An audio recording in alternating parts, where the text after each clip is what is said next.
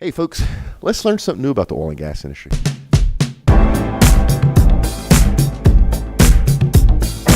All right, we're in beautiful Houston, Texas. It's February. It's like 85 degrees outside, which is actually nice for Houston. And we're sitting here with Brian Hinchcliffe with Career Partners. How are you doing today, Brian? Pretty good, thanks, Mark. And so, Brian, you actually have a fascinating story. Y'all do a lot of stuff as far as helping companies manage their people and helping people get good placement. But you and I had a quick conversation today about managing your career. Let's talk a little bit about that. Yeah, I think over the years I've worked a lot with people. That's been my career, both back in Australia and here. And what I've realised is that there's a bunch of people that think that, well, the company's going to look after that for me. And what I've always tried to teach people is that, nobody's going to do that for you. You've got to get off and do that. It's you that's going to go off and do that MBA at night, even though it's a grind to do it. It's you that's going to take the initiative in that respect. And so we help people to do that. We're working mostly in my part of the practice with people, executives who have been laid off, to help them get either back into their chosen career path, or to make a career change, or to do something entrepreneurial.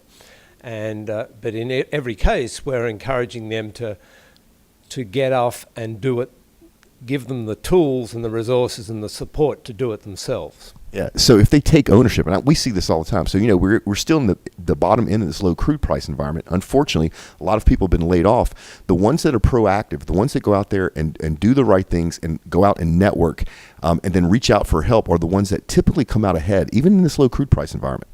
Yeah, I think that's exactly right. I think there are some, to be brutally frank, there are some career areas within oil and gas that are particularly challenging. Being an exploration geologist, sorry guys, but if you're in that field, there's a lot of you around, and the industry has changed, and maybe it's going to be a long time till those jobs come back. But I've seen people do some very creative things. I worked with a lady who recognized she didn't want to be one of 500 people applying for that one job as a geologist. She figured out she had really good skills in using the software that she'd used throughout her career.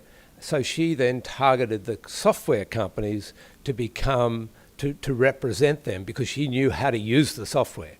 And we've seen the exact same thing. So we've seen geophysicists and geologists and reservoir engineers who right now, there's not a lot of jobs, but we've seen the smart ones go after the companies that provide the tools and then engage with their sales team. And then the company hires them because they have that subject matter expertise. So they took something that was a negative, which was, I have all this experience in reservoir engineering, and brought it to a place where nobody else had it. And it works. But once again, it's you taking charge and thinking outside the box.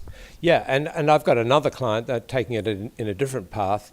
He had a long experience in the oil, in energy and oil and gas, and he realised that when companies have figured out how to be profitable at about $50 a barrel,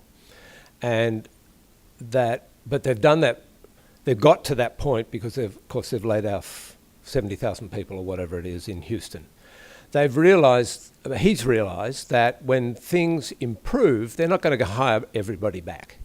What they're going to do is they're going to improve processes, they're going to be smarter about use of technology, and they're going to need some people. But the way they're going to begin to hire those people back is as contractors. So he started a contracting company to provide contract resources in specific fields like exploration, geology, geophysics, to fill that gap. And he's got some contracts already with some of the companies to help to provide supplemental resources. Yeah, man, what a great story. We could go on and on. But Brian, I want to be real cognizant of your time. If people want to learn more about what you do, where should they go? Well, come and see us they go to our website, cpitexla, TEXLA.com. Yeah, and folks, we'll stick a link in the show notes so you have to be writing things down.